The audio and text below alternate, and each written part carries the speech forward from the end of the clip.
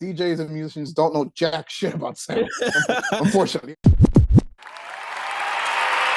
So that's something else I did for a lot of years. I also did corporate audio visuals. So I learned how to I used to be the guy that used to come into like hotels, fancy hotels, big auditoriums, and they used to show us a floor plan. They used to say, we want X amount of subs here, X amount of speakers here, and we want them daisy chained, or we want we want an Ethernet from X room to this other room at this conference. So doing that for a lot of years, I learned speaker placement, speaker like how much it shoots out. I can't think of the words right now for some reason.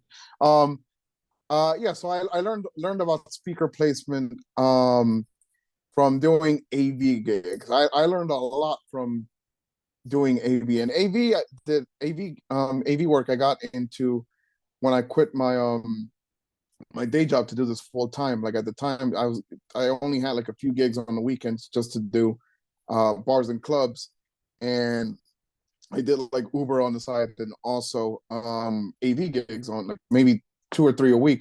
But from there, I started doing AV work Monday through Friday, and sometimes the whole weekend. And just doing that type of work has shown me a lot about audio, speaker placement, and also showed me how little DJs and musicians know about sound. That too, like I thought I knew sound when I first started out. I'm like, oh yeah, I got experience. I'm getting into this. I did have experience. I did know some things, as any DJ does as far as sound. But when you actually start getting into the science behind it, you realize DJs and musicians don't know jack shit about sound.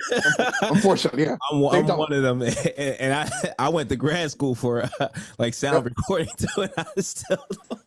Well, see, I didn't finish, but I entered grad school for. But yeah, I know a little bit, but yeah, I don't know the science. But that's different. Recording is completely different than at a live setting. So I'm sure you did learn something from that. So, but when you put it when it's in a live setting, it's a little bit different, and it's also a lot of trial and error too. Like, it's trial and error really. But most of that I learned from working as a freelancer for audio visual companies in pretty much the tri-state area. Okay, no, very dope, man. So we're in an era where the song requests are coming in hostile, man. I mean, they're coming in with the phones. I mean, they're just all up in your face.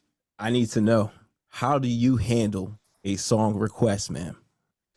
So, all right. So, request, I used to see that a lot more when I used to do bars and clubs. At weddings, not so much. And it could be just because the times have changed, or I think I just got better at reading the room, if you will. Like, I don't know. I rarely get the phone in front of your face and like, play this right now. I kind of already assume that's what they're gonna ask for 3 songs before they even come up to me. So I already took care of their request without them asking, if you will. So yeah, I like they say, you keep one ear in your booth and one ear out on the dance floor, or in this case, your eyes. So I try to pay attention on, like every DJ does, just reading the room. I try to pay attention to who's in the room, and seeing what I think they would react to, and then that way I don't get that many requests. So I'm fortunate enough, I guess, where I don't have the phone in front of your face most of my gigs. But if I do, if that is the case, if I'm bombing a set and I'm not playing what the crowd wants and I'm getting that phone every second, I just tell them, we'll play it I'll play it eventually. That's it. You'll get to hear it eventually. If they say, we're leaving now, I'm like, okay, leave that. Fine, that's fine. That's fine with me. Yeah, this is for a bar and club. This is not for a wedding. This is for a bar and club. Yeah. Right. So if they say, hey, I tell them, I'll play it eventually, and say, I'm leaving right now. Like, well, I'm sorry, I'm not playing it right now. Like, I'll play it for you, but we're not playing that right now. I'm not playing Mr. Brightside at a bar at peak hour. Like, we're not doing it. Right.